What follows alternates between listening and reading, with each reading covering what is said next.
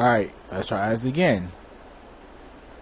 So, I'm trying to make it simple and sweet to the point because last time I was recording and my capture card messed up. So, we're going to try this again. We're going to try to make it halfway.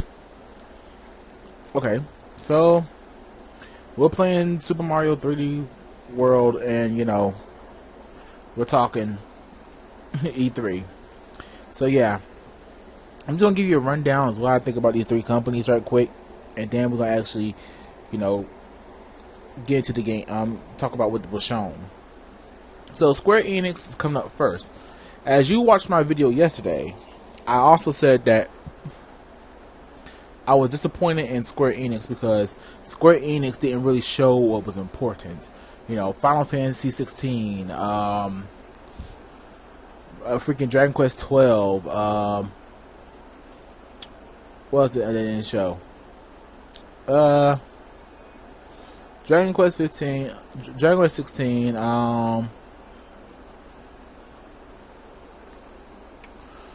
Dragon Quest 12. I'm messing up names. They didn't show those games, but they showed okay. The biggest disappointment was the Final Fantasy collection coming to mobile and PC and not like Switch, PlayStation, and nothing like that. That was a big letdown for a lot of people. And they talk about some HD remasters. They're not even doing it in the pixel, not the pixel, the 2D HD stuff, man. Like they doing with Dragon Quest 3 and such and such. So yeah, I'm just gonna be real with you, man. It's this Square Enix show was just a mess altogether, and I'm just saying this because they could have done so much better, and gamers know they could have, but instead of doing better, Square Enix wasted half of that time dedicated to what was that game? What was the game called? I forgot the name of the game. Guardians of the Galaxy from Marvel. Now, they wasted a lot of time on that game. I feel like they could have done a little bit more. But, yeah, I could something else with that wasted time. All they had to do was announce the game. Okay, that was a strong, in my honest opinion, it was a strong showing. All they had to do was just announce the game, show a little bit of gameplay, and leave out. That's all they had to do. But instead, they showed a developer's trailer plus a trailer to announce the game, and they also showed a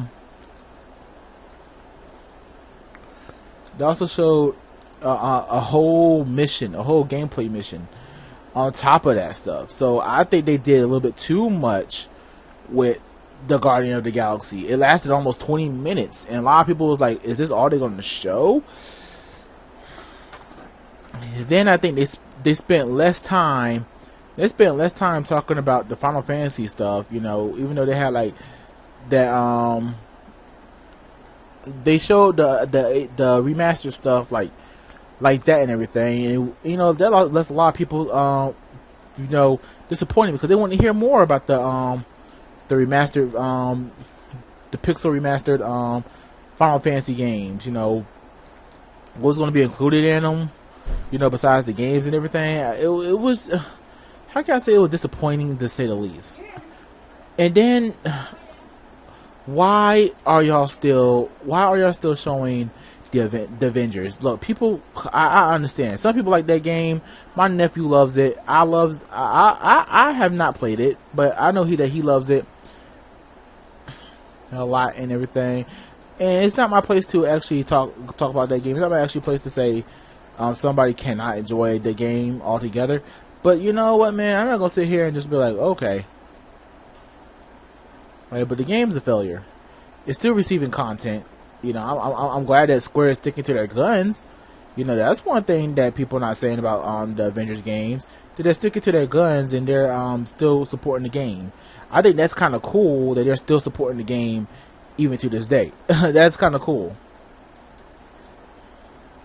Well, even though a lot of people don't want to hear that, that's kind of cool that they're still doing it. But I on the same side, I'm gonna be honest with you. I'm gonna be real with you. It's just they show 3 DLC contents for that game, And you know what? They didn't spend as much time on games like even on the new Final Fantasy game, they did not spend that much time on it. You know, they told us a little trailer and everything. They showed us a little trailer and everything, and they just say, "Okay, yeah. We're gonna kill Chaos about 8 times. I gotta kill Chaos about eight times." Like I was like, "Shut up, dude. We get it. You want to kill Chaos, all right? This ain't Sonic Adventure." Like, yeah, the trailer was okay-ish, and I'm gonna be honest with you guys. I don't like the new edginess of Square.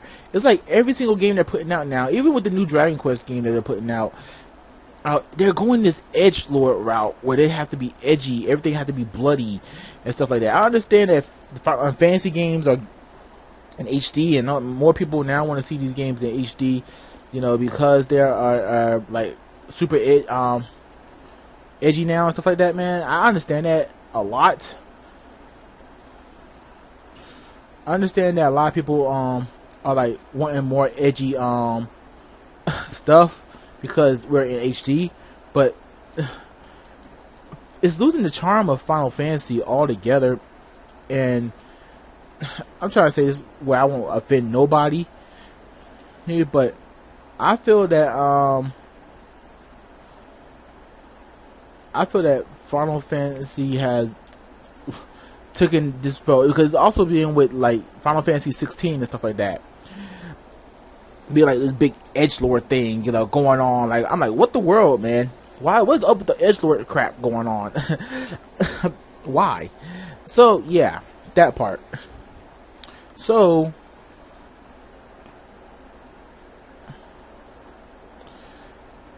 to talk a little bit more about that, I'm not a fan of the supposed AKA remake of Final Fantasy, Final Fantasy Origins or Final Fantasy 1.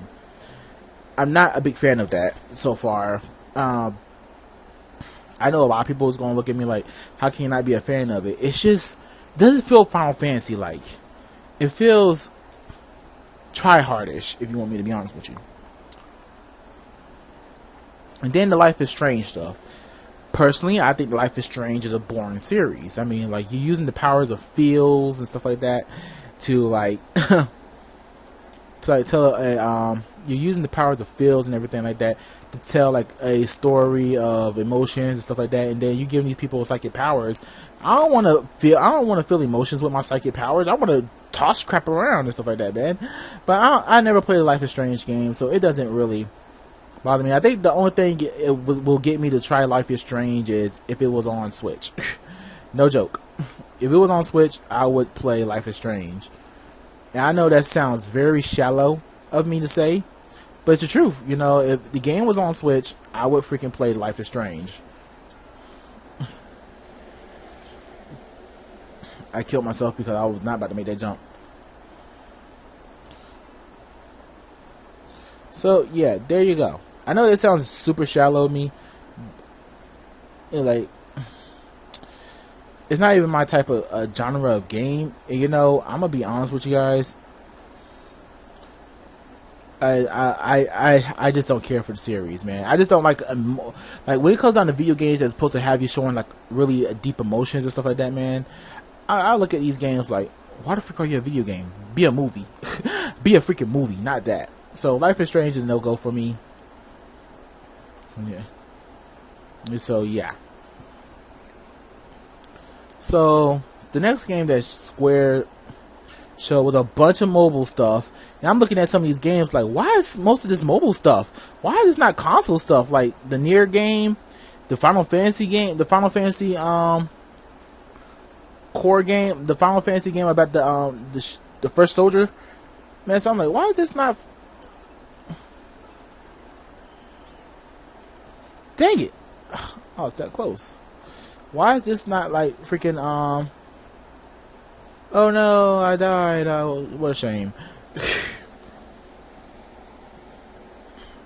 But why is this not like console stuff? You know, why is this mobile stuff? You know, that's one thing that Square Enix showed a lot of mobile. And I'm gonna be honest with you, I don't think that was Square Enix showed so much more but they didn't. They decided to show a lot of mobile stuff, and it really pissed me off a lot with Square, because I was hoping that Square was going to show the goods. You know, you're sitting here at Sony's how can I say, state of play. Y'all showing off Final Fantasy, y'all showing off Dragon Quest, some new Dragon Quest content that's coming up pretty soon, and Dragon Quest in that event. I mean, I was excited. I was prepared to be like, oh yeah, give me that.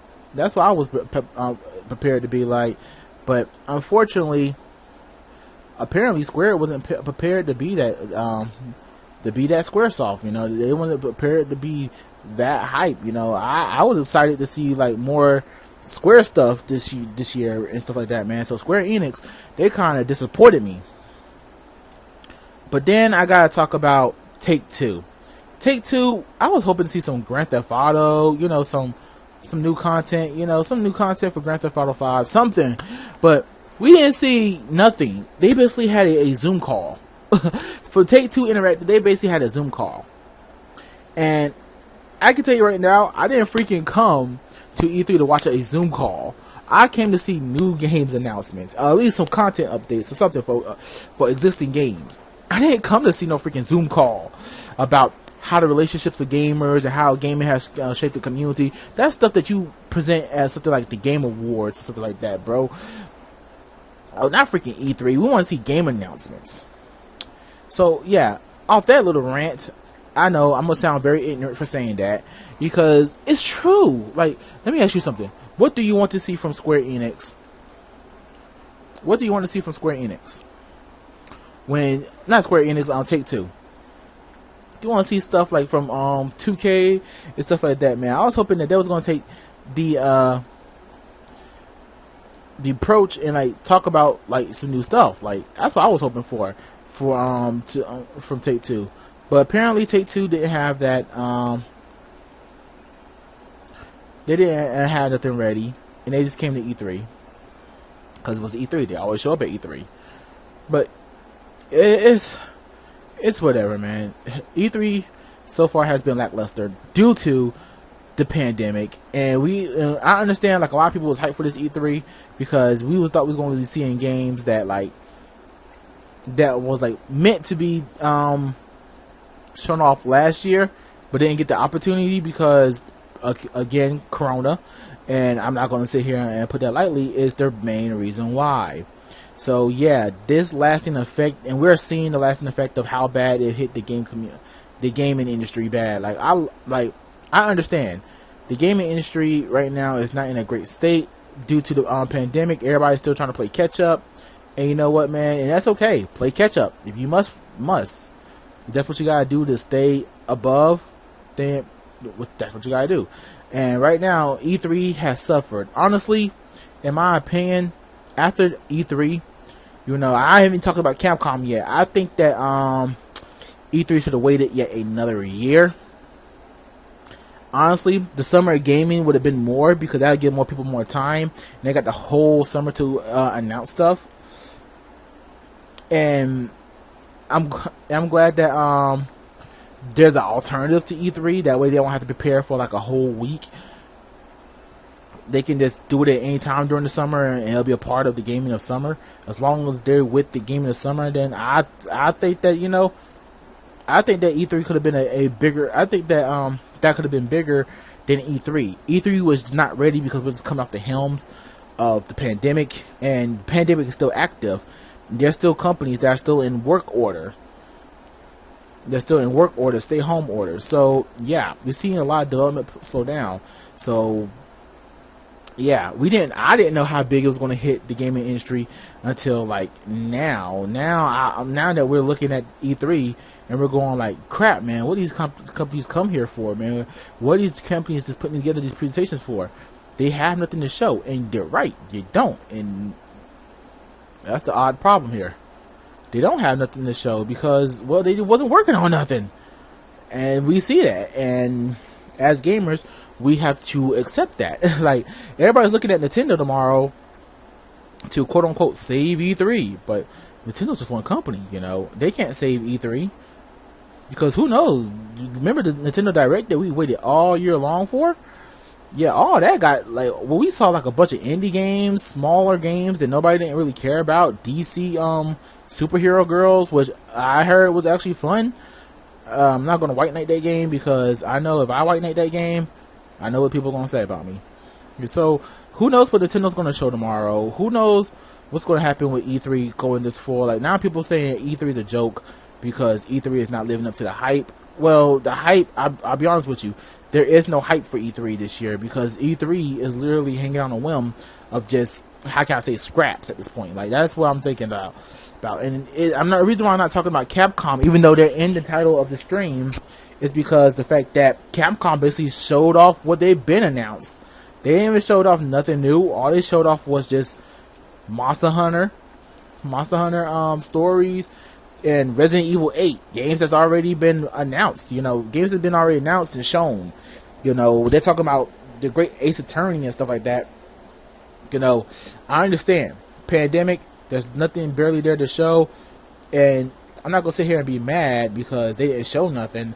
It's the pandemic effect, Well, I mean, at least we got some cool stuff like Forza Horizon, Halo is still here. I don't care how much you hate Microsoft, I don't care how much of a Sony fanboy you are. Horizon still put on a show. Halo still put on a show. Starfield put on a show. A lot of people are still hyped, still got some kind of hype from it. That's the best thing, man. If you're still able to get some kind of hype out of this year's E3, then I commend you, man. Because you know what, man? You got... It shows you that you was really ready for like actual game announcements, and you wasn't here to see a graphics fest or something like that. You just wanted to see the games, and that's all that matters. So yeah. So with E3, I'm just gonna be honest with you. It's not hype, and I don't know if Nintendo's gonna bring anything that's gonna be a hype inducing. A lot of people saying Zelda, a lot of people saying Metroid, a lot of people saying Donkey Kong. But are we going to get those games? Okay, that's the question. Are we going to get Donkey Kong? Are we going to get Zelda? Are we going to get these type of games? Who knows? Maybe Nintendo may just show up to E3,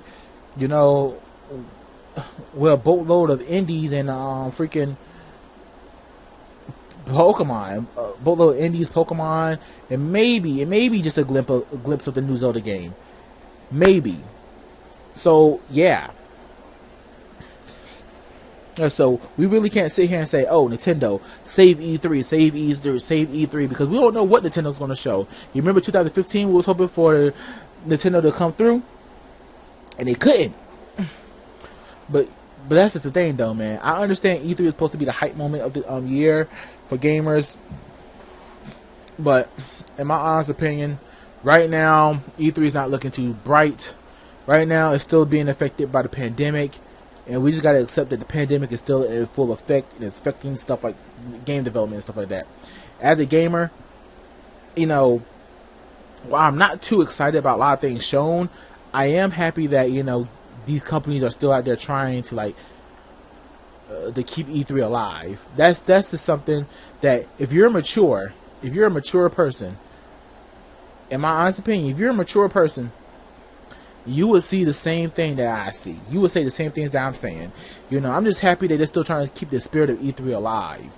Even though they're not showing much, I'm still happy that they're trying to keep the spirit of E3 alive. In my own words. So with that said, let's move on to some Nintendo prediction. Because everybody loves to make Nintendo predictions. So let's go ahead and make some Nintendo predictions. And let's be disappointed. Okay? So, in my honest opinion, I'm not expecting much from Nintendo. They said 40 minutes of gameplays and stuff like that. Then we got 3 hours of gameplay, but who knows what they're going to show. I am hoping that we do get some hype stuff. Now, I ain't going to lie. I am hoping for a 2D Metroid game. I'm not hoping for a full-blown Samus game or nothing like that, man. I'm just hoping that we get something from Nintendo about Metroid. And, I don't understand.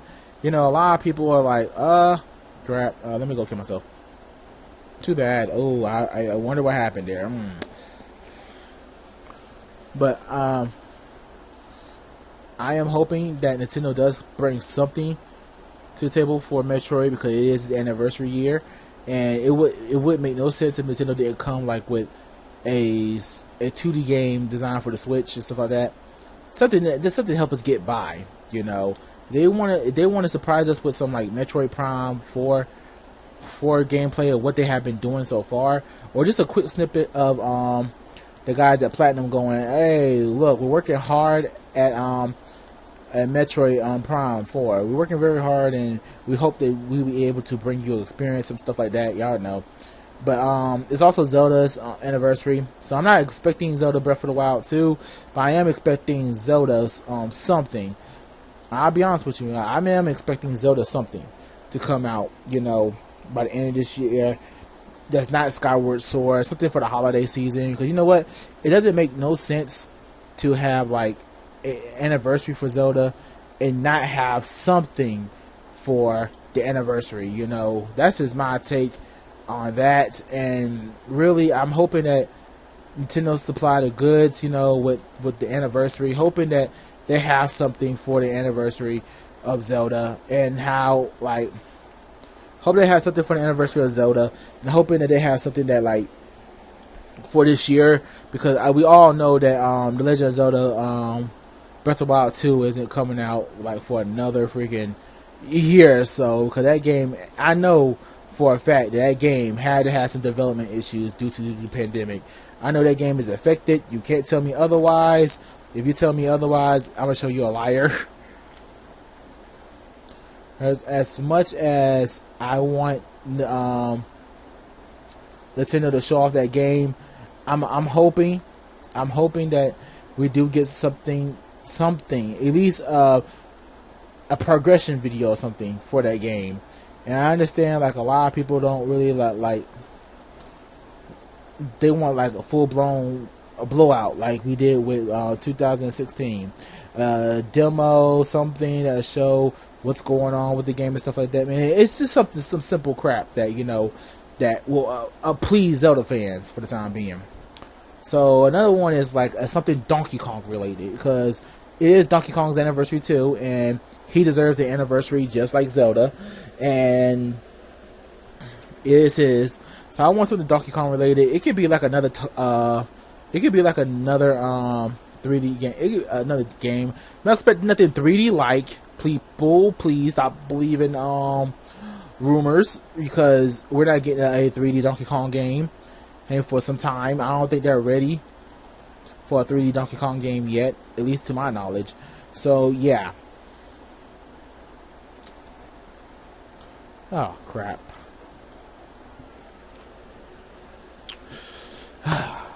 So with that said, I am expecting to see more of Pokemon Arceus. It makes too much sense. It makes no sense for Nintendo to get Game Freak closer to them. You know, they're not owned by Nintendo, but they did buy Game Freak a new office and everything, so they can be closer to them, and they can actually like work and develop on games like with Nintendo. So I'm so work closer to Nintendo to help them out, you know, not necessarily help Nintendo out. So I am looking forward to see what Arceus is looking like. You know, if they're very confident in that that January 2022 release date, which a lot of people's not confident in Game Freak, and I'm not gonna sit here and say, oh, I'm not confident just because you're not confident. I'm gonna sit here and say, okay, Game Freak, if you truly got something here, all right, let's see what you got. Like, if you really got something here, like, you really think, if you're really confident in that release date, I want to see what you have, because you're not, I know, knowing you're not going to put out a game that close after another game release, you know, just to, how can I say, just put out another game. I'm hoping that, Game Freak has something, like,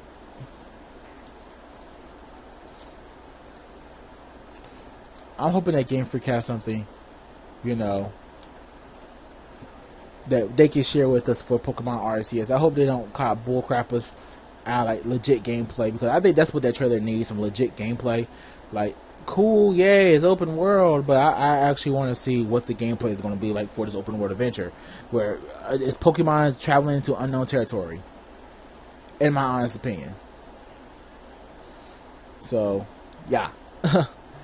Anywho, it's your boy Kahuna Silver. I'm signing off. I've been speaking for a minute about E3. You know, I got a lot of hopes for E3, and I'll be honest with you guys. I hope we do good for E3. I really hope we do good for E3 this year, for Nintendo's sake. You know, I'm gonna say a prayer, because God knows, if anything, I can pray on Him about it. So right now, I'm trying to keep expectations low, you know, so nobody won't overhype themselves. And I think that's the best thing for me to do. As a person on YouTube, I feel like it's best for me to just keep people's expectations low instead of hyping them up unnecessarily and setting them up for disappointment. If you know what I'm saying. So anywho, it's your boy Kahuna Silver signing out, and deuces before this stream, because I see that this stream has been skipping. So deuces.